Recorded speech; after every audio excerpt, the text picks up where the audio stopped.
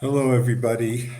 At the end of our parsha this week, we are told Vayara Haron v'chol b'nei Yisrael es Moshe v'hinei koran or panav v'yireu migeshet elav. When the people saw that Moshe's face was shining with this tremendous spiritual light, they were afraid to approach him, including Aharon, his brother. Vayikra elav Moshe vayeshuvu elav Aaron v'chol hanesiim ba'ida vayidaber Moshe alehem. But Moshe summons them back. Aaron and all the Nesiim come and he speaks with them. V'achreichein nigshu kol b'nei Yisrael vayitzavem et kol asher diber Hashem ito b'har Sinai. And then all of b'nei Yisrael come and the teachings from Hashem are relayed to them by Moshe Rabbeinu. Vayichal Moshe midaber itam, vayitein al panav masveh. After he finished speaking with them, then he put on the masveh, the veil, the hood, the mask, over his face to hide the shine of his countenance. Everybody assumes that Moshe would put the mask on while speaking to Bnei Yisrael, but that's not what we're told. Uvavo Moshe lifnei Hashem when Moshe came into the Ol Moed to communicate with Hashem, he would remove the masveh, the mask, until he left.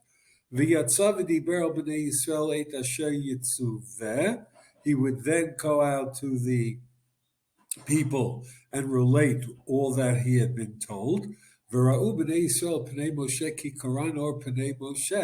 Thus the people could see the shine of Moshe's face, but only thereafter veheshiv Moshe tamasveh al panav ad bo'o ledaber ito. Only afterwards would Moshe cover his face until once again he came into Ol Moed to communicate with HaKadosh Baruch Hu.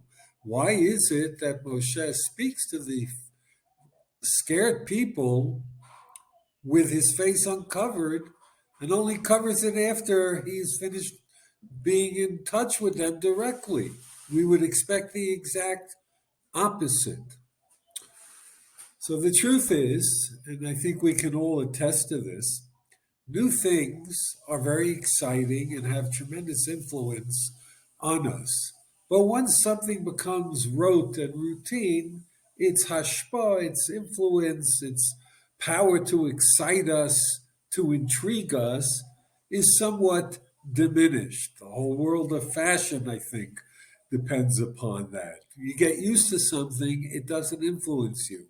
When we were first married, our apartment backed onto the railroad tracks of the Long Island Railroad. When we would have visitors in our apartment and the trains would be passing by, they'd go, "Oh, how could you stand all of that noise from the passing trains?" And we would look at one another and go, "What noise?" We had gotten so used to it, it didn't affect us anymore. So when you get used to something, its effect is diminished. In fact, we have this in Tehillim, which we say is part of Psukei de Zimra on Shabbat and Chagim. Hashamayim misaprim kvod elu ma'aseh yadav magid rakia. Yom liyom yabiya omer v'layla l'layla yechaved da'at. Every day, the heavens speak in the glory and praise of Hashem. Ein omer ve'ein devarim boli nishma kolam. However, there's no speech, there are no words, their sound is unheard. The Bina Le'itim understands this pasuk to mean because it's a daily occurrence, Yom Liyom Yabiya Omer, it seems as if B'li Nishma Kolam Ein Omer Ve'ein Devarim. It's not even heard because it's a daily, regular routine. And so therefore, Moshe Rabbeinu did the same thing. If he wanted to have hashpa'ah on Bnei Yisrael in terms of the spiritual radiance that emanated from his encounters with HaKadosh Baruch Hu, something that he wanted to share with the people, it couldn't be something that they saw all the time.